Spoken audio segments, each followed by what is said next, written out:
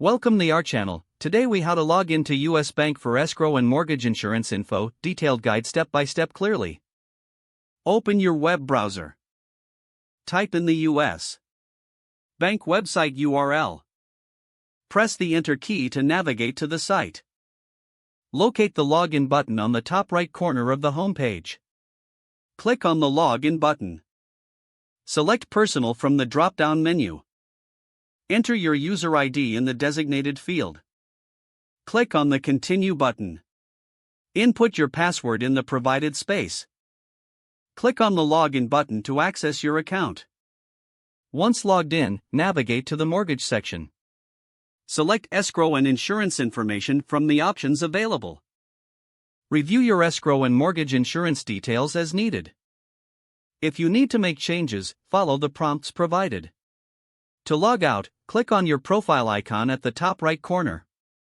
Select Log Out from the drop-down menu to secure your account. If the page does not load, refresh the browser or try again in a private or incognito window. Make sure you are using the correct email address, then retype it carefully to avoid small typos. If your password is not accepted, use the reset option and create a new strong password you can remember.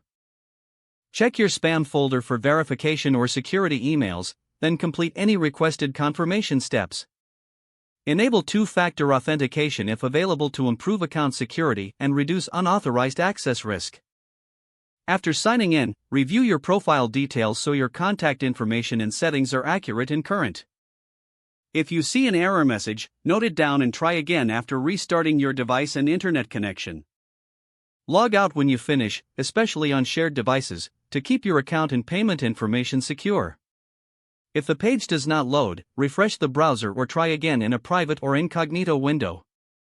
Make sure you are using the correct email address, then retype it carefully to avoid small typos.